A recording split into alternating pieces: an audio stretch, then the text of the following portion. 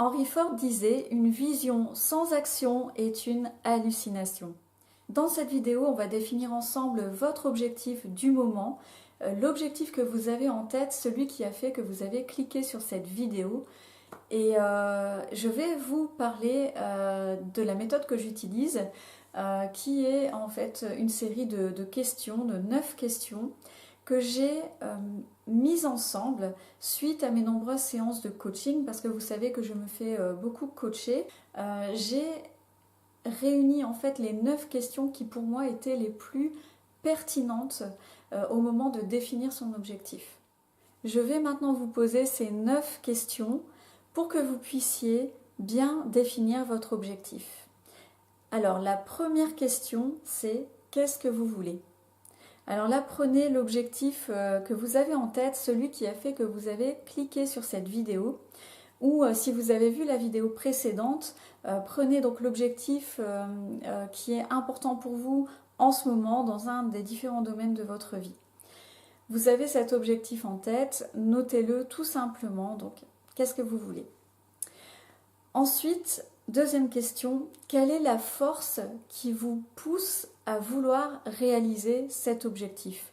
Donc là, on parle de vraiment votre pourquoi, la raison profonde qui fait que vous avez envie de réaliser ça.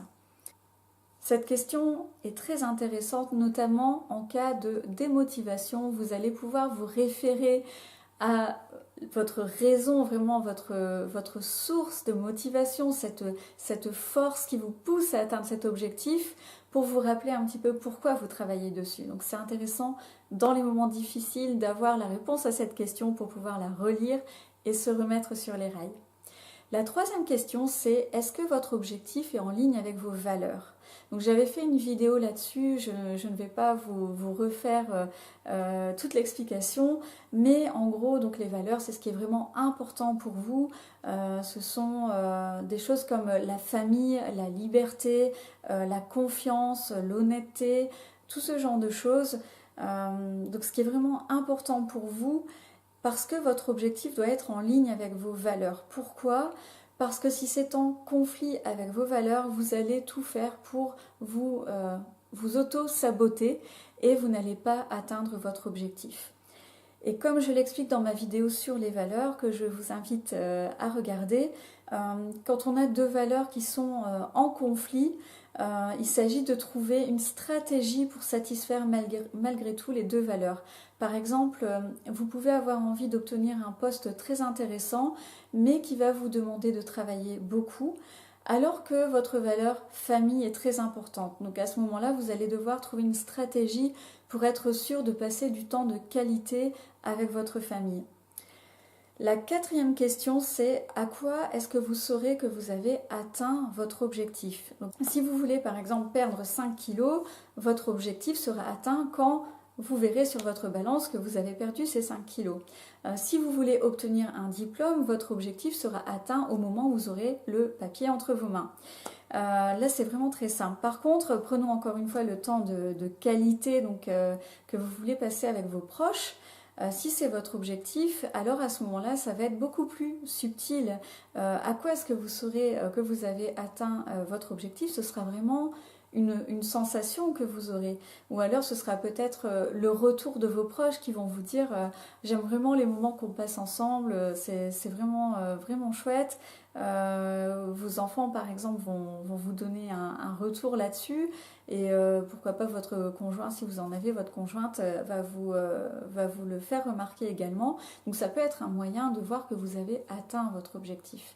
Mais ça, c'est vraiment propre à vous, c'est vous qui devez définir vraiment à quoi est-ce que vous saurez que vous avez atteint votre objectif. Pour ça, vous pouvez vous imaginer donc dans le futur, vous avez réalisé ce que vous vouliez réaliser, qu'est-ce qui fait que vous êtes satisfait ? Voilà, c'est ça en fait. Ensuite, c'est important de se poser la question suivante. Quels sont les obstacles que vous allez rencontrer ? Parce que finalement, vous allez forcément rencontrer des obstacles. Par exemple, en ce qui me concerne, pour pouvoir faire ces vidéos, j'ai dû apprendre à écrire des scripts de vidéos. Vous voyez l'idée, il y a certains obstacles que vous allez rencontrer. comme aussi le fait de faire comprendre à vos proches que vous avez besoin de temps pour travailler sur vos objectifs. Vous allez aussi probablement avoir moins de temps libre tout simplement, donc ça aussi c'est un obstacle, il faut le savoir. Voilà, tout ce genre de choses, vous devez les prendre en considération. 6e question, quels sont les éventuels inconvénients que vous pourrez rencontrer une fois l'objectif atteint? Donc reprenons l'histoire d'avoir un job à responsabilité qui vous intéresse vraiment, mais pour lequel vous devez faire plus d'heures. À ce moment-là, l'inconvénient, c'est que ces heures supplémentaires, vous allez probablement devoir les faire encore et encore. Peut-être pas rester au bureau très tard, mais peut-être allumer votre ordinateur une fois que vous serez à la maison, quand les enfants seront couchés. Vous voyez, il y a toujours un côté négatif. On pense souvent que voilà, on aurait atteint notre objectif, tout ira comme sur des roulettes, mais ce n'est pas forcément le cas. Par exemple, si vous décidez de perdre 5 kilos, vous allez devoir maintenir votre régime. Donc je dis pas, je ne suis pas spécialiste en régime, mais je ne dis pas que vous allez devoir vous priver de tout sans arrêt.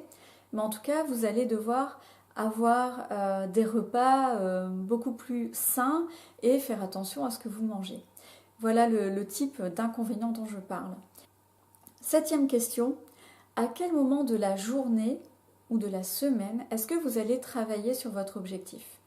Parce que c'est important de le définir au départ, puisqu'il va vous falloir de la régularité. Si vous n'êtes pas régulier, vous n'allez pas y arriver.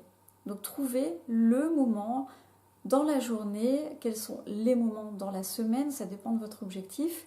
En tout cas, des moments précis, toujours les mêmes, où vous allez pouvoir travailler sur vos objectifs.